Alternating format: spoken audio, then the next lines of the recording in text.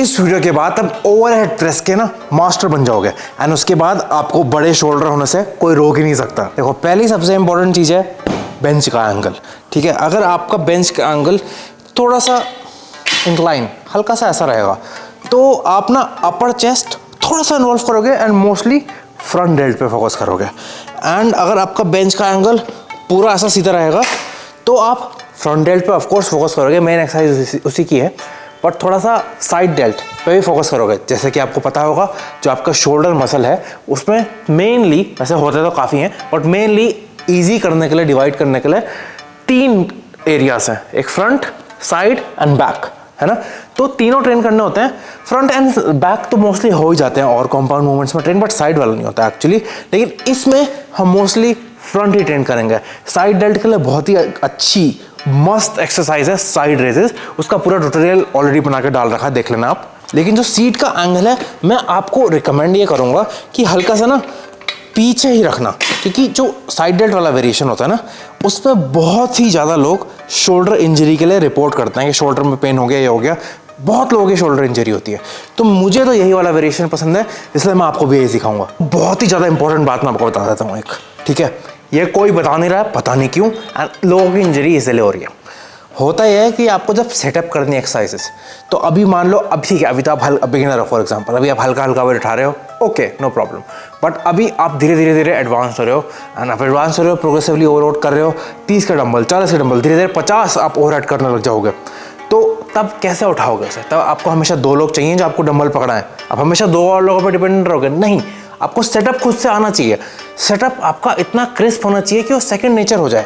वो क्रिस्प कैसे होगा? जब आप लाइट वेट से भी वही सेटअप प्रैक्टिस करोगे, क्योंकि जो चीज़ आप लाइट वेट से प्रैक्टिस करते हो वो जब हैवी होती है चीज़ें, जब सिचुएशन बुरी होती है कि गिरेगा, वो चीज़ होगा, वो होगा, तब वही टेक्निक याद आती है जो आपने 1000 बार लाइट वेट से करी है। इसलिए हम ये रिचुअल हमेशा रखेंगे लाइट वेट से भी। एंड मुझे पता है ये देखने के बाद सब लोग बोलेंगे हाँ भाई लाइट वेट से तो हो जाता है, भारी से करके दिखा, 7.5 से ज़्यादा करके दिखा। मेरी प्रोफाइल में 45 kg मैंने ओवरहेड प्रेस कर रखा है फॉर 8 reps। ऐसा ही सेटअप करा था, खुद से उठाया, खुद से रखा है, ठीक है। फुल रेंज ऑफ मोशन में कर रहा है, इसेंट्रिक कंट्रोल करते हुए, देख लेना। तो ऐसा नहीं है, और मैं क्यों कर पा रहा हूँ 45 kg से? क्योंकि मैंने प्रैक्टिस करी है। तो इसमें स्टेप 1 क्या है? डंबल को नीचे रखा, अब क्या करना है? प्रॉपर डेडलिफ्ट की तरह हिप्स पीछे, डंबल को पकड़ा, उठाया एंड अपने नीज में ऐसा रख के पीछे बैठ गए। सिंपल, ये डूएबल है, ठीक है। इसके बाद ये जरूरी स्टेप है, आप ये उतनी ही लेग्स की एक्सरसाइज है जितनी शोल्डर की एक्सरसाइज है। क्यों? क्योंकि आपको लेग से इसे पूरी जान से पुश करना है। आपको क्या करना है?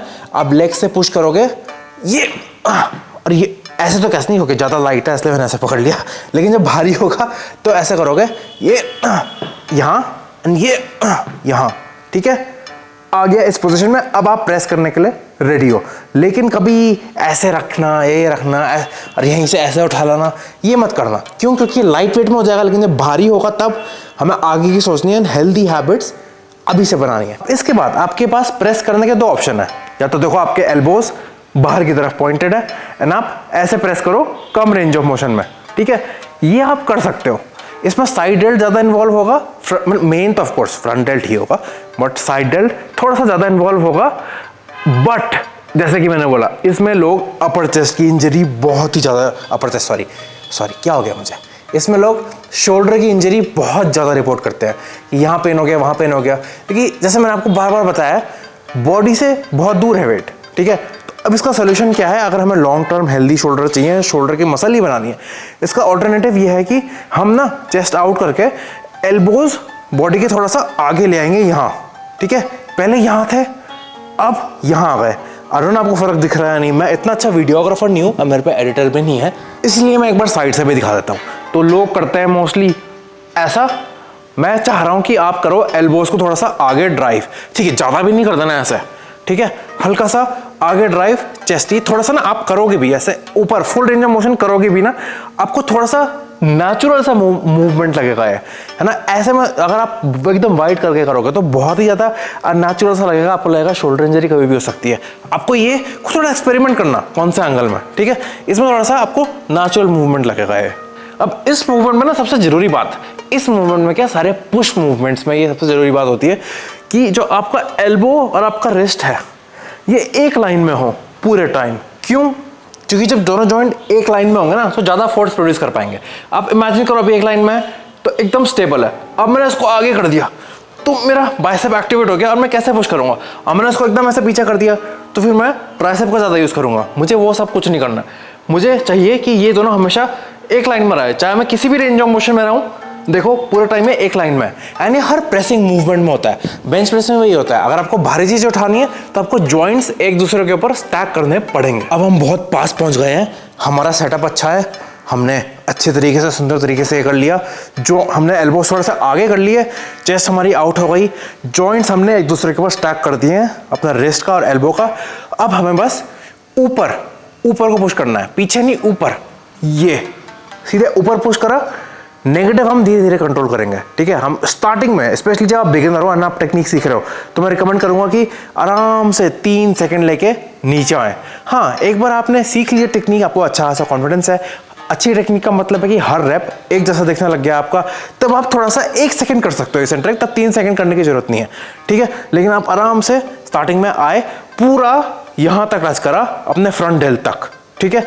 अब रेंज ऑफ मोशन में यह है कि अगर आपको यहाँ तक आने में पेन हो रहा है तो मत लाओ, यहाँ तक लाओ, ठीक है।